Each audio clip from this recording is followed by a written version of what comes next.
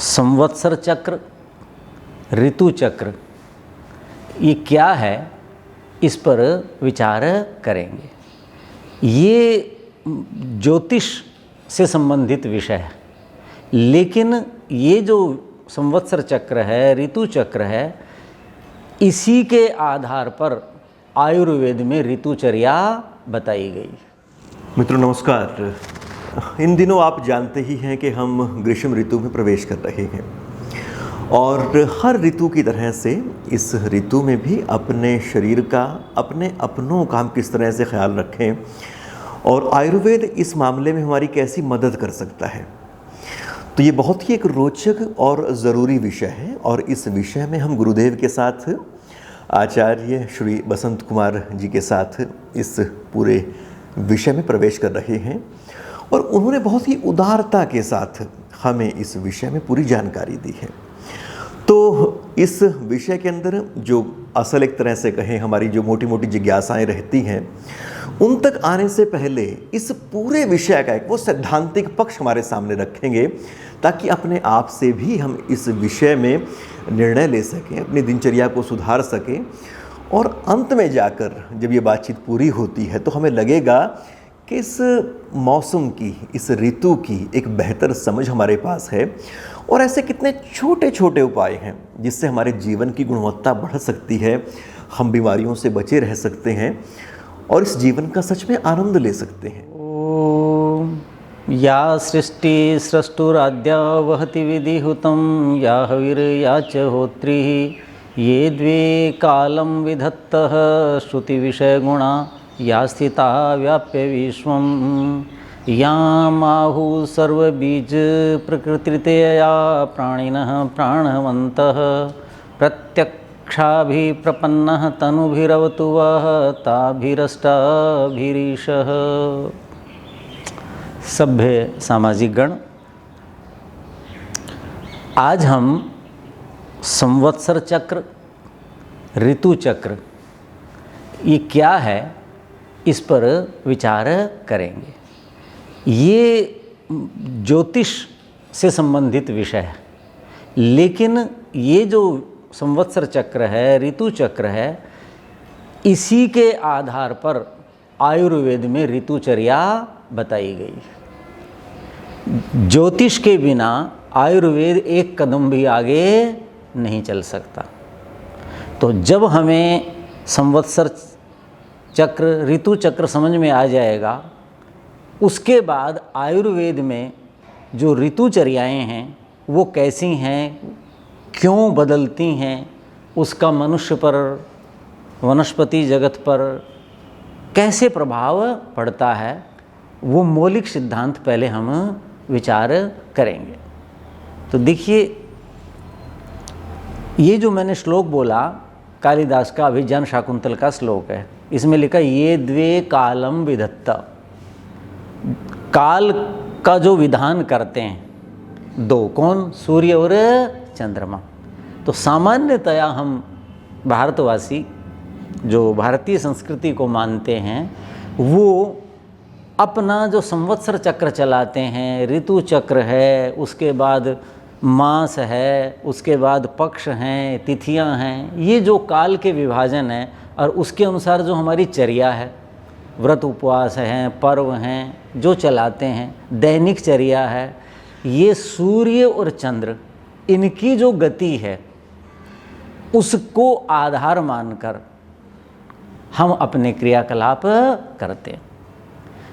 तो आयुर्वेद में भी, अभी इसकी मैं चर्चा करूँगा, इसकी बहुत बड़ी महत्ता है कि जितना भी ये प्राणी जगत है जिसमें मनुष्य, पशु, पक्षी आदि और वनस्पति जितने भी हैं, वो सारे के सारे इसी पर आश्रित हैं, सूर्य और चंद्र पर। तो देखिए क्या कहते हैं भगवान धन्वंतरी, जिनका जो लेखन हुआ उसको बाद में सुश्रुत संहिता कहा, सुश्रुत आचार्य ने उसको और व्यवस्थित कर दिया। वो ऋतु चक्र को, संवत्सर चक्र को कहाँ से आरंभ करते हैं। जैसे अभी पीछे ही कुछ लोगों ने व्याख्यान कराने की इच्छा व्यक्त की कि डॉक्टर साहब 9 संवत बताइए। मैं कहा 9 संवत एक नहीं है, 9 संवत कई हैं, यानी जितने संवत उतने नए, उनके अलग अलग आधार, अलग अलग कारण हैं।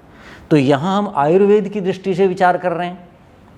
तो आयुर्वेद के आचार्य धन्वंतरी वो क्या कहते हैं, तत्र माघादयो 12 मासा, माघ है आदि में जिसके, वो 12 मास हैं।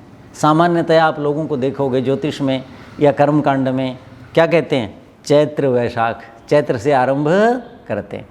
तो वो अलग है, कभी ज्योतिष का विषय आएगा जब उस पर अलग से बताऊंगा, आज आयुर्वेद की दृष्टि से बता रहा हूँ। तो धन्वंतरी कहते हैं तत्र माघ आदय 12 मासा, 12 महीने होते हैं कहते हैं संवत्सर में। माघ उनका आदि मास है, पहला मास है।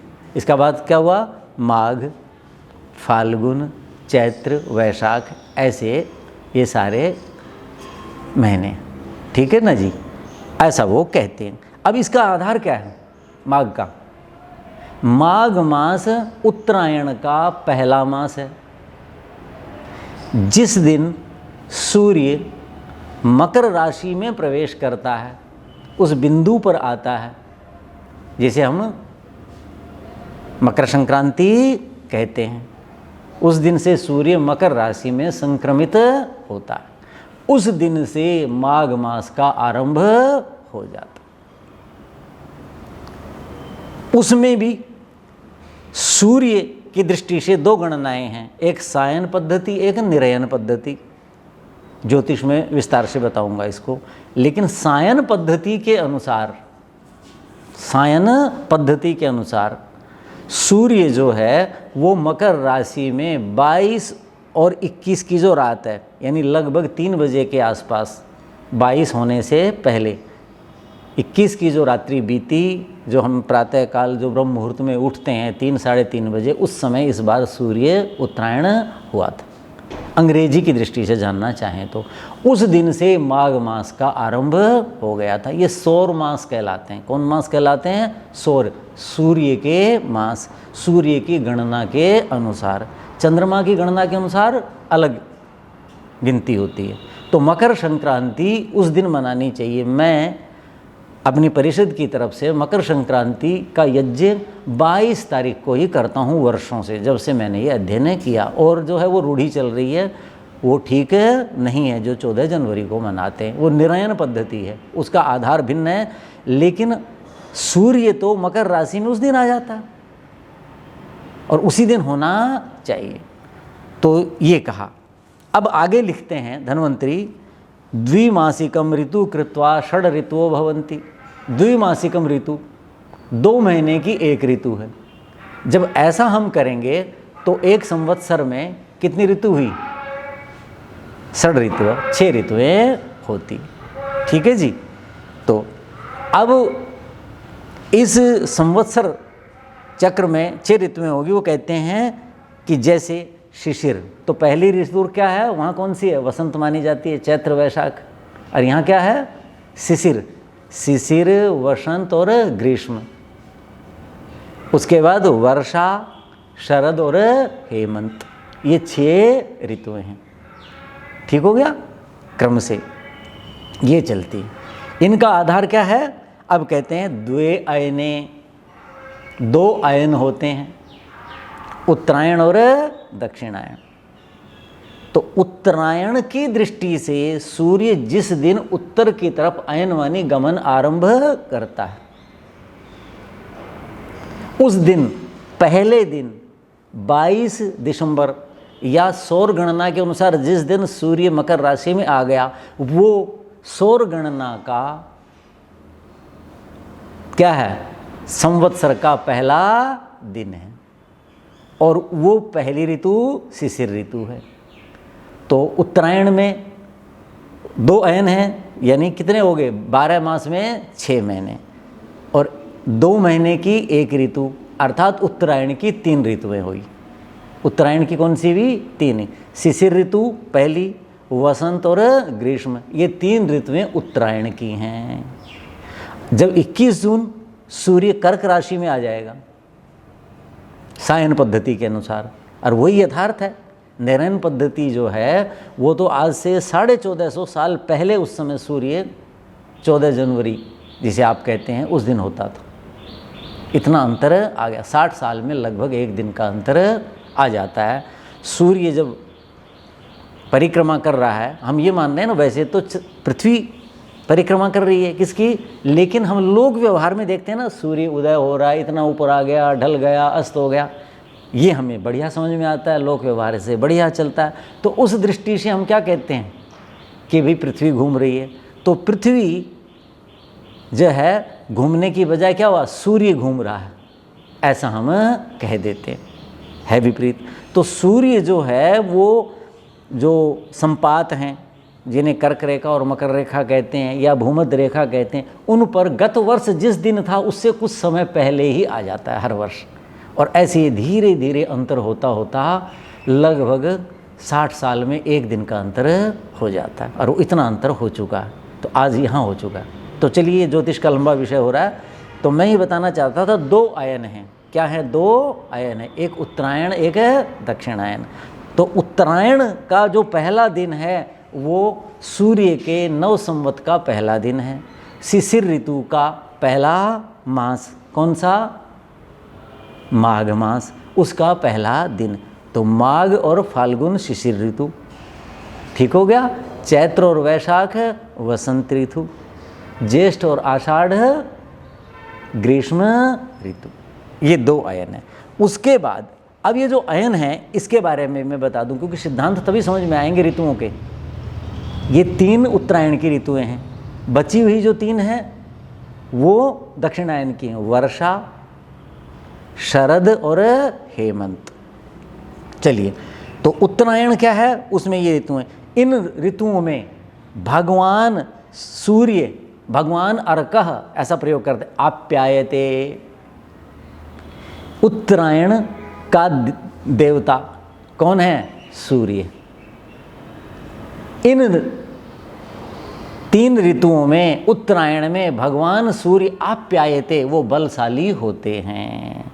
अब हम मकर संक्रांति मनाते हैं, उस दिन से सूर्य क्या होता है? शक्तिशाली होने लग जाता है कि नहीं? सूर्य की किरणें बलशाली होने लग जाती हैं। मैं उत्तरी गोलार्ध की बात कर रहा हूँ, दक्षिणी गोलार्ध अलग है, क्योंकि ये सारा चिंतन भारत के लोगों का है और भारत के लोग उत्तरी गोलार्ध में हैं, ठीक है कि नहीं? तो उस दृष्टि से, तो उत्तरी गोलार्ध की दृष्टि से सूर्य उत्तरायण होता है, तो भारत में या उत्तरी गोलार्ध में भगवान सूर्य आप्यायते, ऐसा भगवान धन्वंतरी लिखते हैं सुश्रुत में, कि वो आप्यायित होता है, शक्तिशाली बलशाली हो जाता है, उसकी शक्ति बढ़ जाती है। उसकी तो वैसे ही है, लेकिन हम अपने अनुभव की दृष्टि से ऐसा कहते हैं कि उस दिन के बाद हम सूर्य, देखो आज कितने दिन हो गए अप्रैल में, तो 22 को जो था, 23 दिसंबर को जो सूर्य था, आज के बाद कितना बलशाली हो गया, और 21 जून तक कितना बलशाली होगा। 21 जून को क्या स्थिति आ जाएगी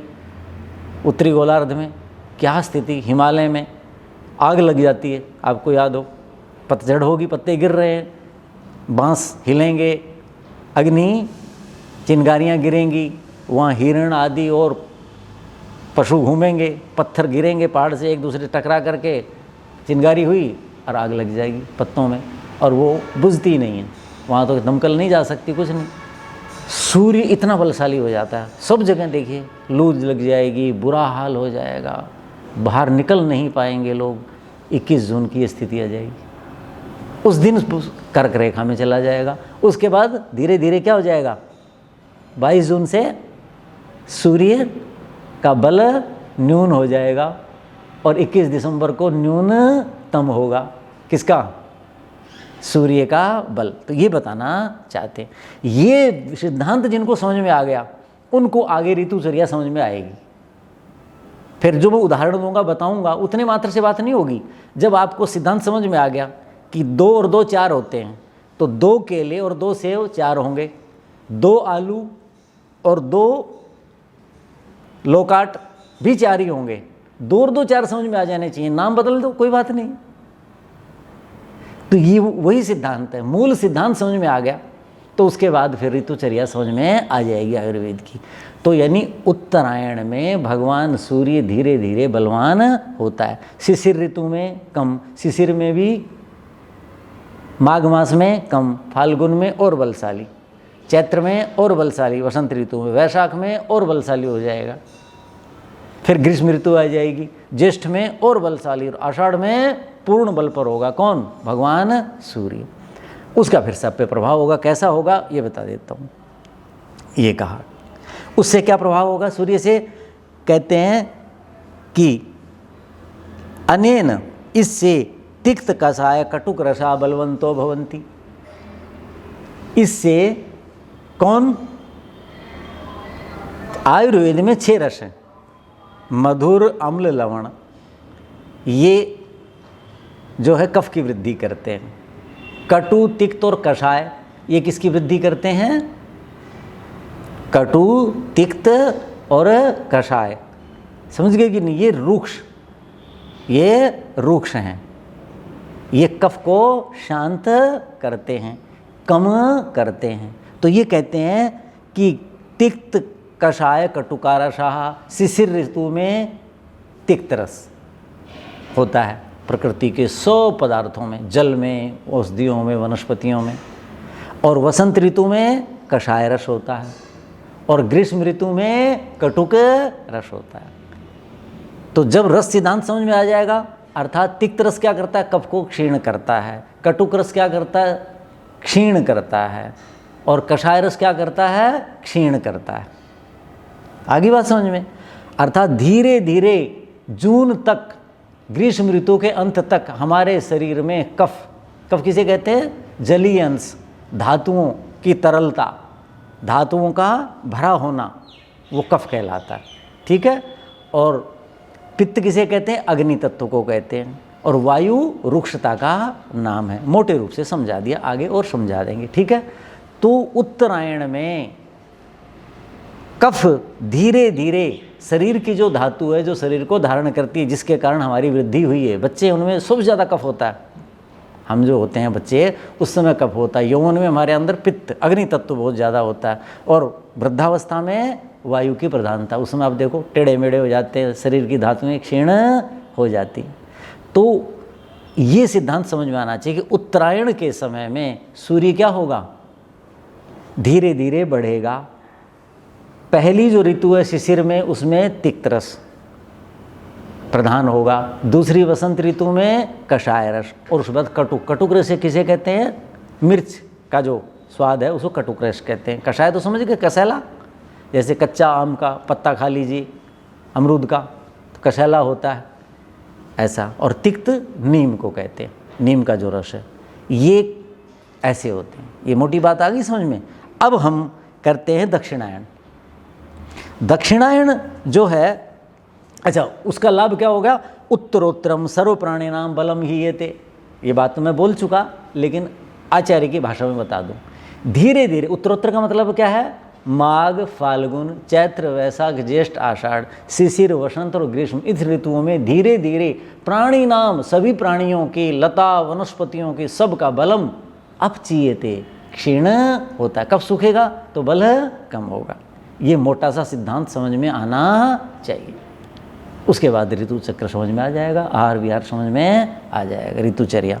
अब दक्षिणायन, दक्षिणायन में बताई वर्षा, शरद और हेमंत, ये ऋतुएं हैं। उनमें क्या होता है? एसु भगवान सोमः आप्यते। इन ऋतुओं में भगवान चंद्रमा क्या होते हैं? आप्यते, वो बलशाली होते हैं। वर्षा ऋतु में आरंभ हो जाएगा 22 जून से ही, ठीक है जी। और उसके बाद 21 दिसंबर तक पूर्ण बलशाली हो जाएगा भगवान सूर्य। तो ना भगवान सोम, चंद्रमा क्या करता है? हमारे शरीर में कफ की वृद्धि करता है। और सूर्य क्या करता है? हमारे रस, रक्त आदि धातुओं, कफों को धीरे धीरे सुखाता रहता है, जलीय अंश को खींच लेता है। अब देखो सब रुक्ष हो जाएंगे, हर चीज़ रुक्ष हो जाएगी। और चंद्रमा क्या करेगा फिर? वो जो रूखापन है, रुक्षता है, उसको धीरे धीरे भरेगा। उसमें कौन से रस पैदा होंगे? अम्ल, लवण, मधुर रसा जायन्ते। अम्ल, लवण और मधुर रस, यानी जो दक्षिणायन है उसमें वर्षा, शरद और हेमंत 3 ऋतुएं हैं, 6 वो महीने हैं। ठीक है, श्रावण, भादो, आश्विन, कार्तिक और माघशीर्ष और पौष। ठीक है जी, तो ये हैं विषय। तो उनमें क्या होता है कि अम्ल, लवण और मधुर रस इनकी वृद्धि होती है। वर्षा ऋतु में अम्ल रस की वृद्धि होती है। अगली जो ऋतु है उसमें किसकी होगी? लवण रस की, शरद ऋतु में। और अगली जो ऋतु है शरद के बाद हेमंत, उसमें मधुर रस की वृद्धि होगी। अर्थात ये तीनों रस शरीर में कफ की वृद्धि करते हैं। भगवान चंद्रमा क्या करता है? शरीर में रक्त आदि धातुओं को पुष्ट करता है, उनकी वृद्धि करता है। और सूर्य उसको क्या करता है? सुखाता है। ये मोटा सा सिद्धांत मैंने बताया। तो आज का ये व्याख्यान हम जो है यहीं समाप्त करते हैं। आगे ये जो आयुर्वेद में ऋतु चक्र है, ये कैसे आचार्यों ने बताया है और उस पर हम कैसे आचरण करें, उस पर विचार करेंगे। ओम शांति शांति शांति।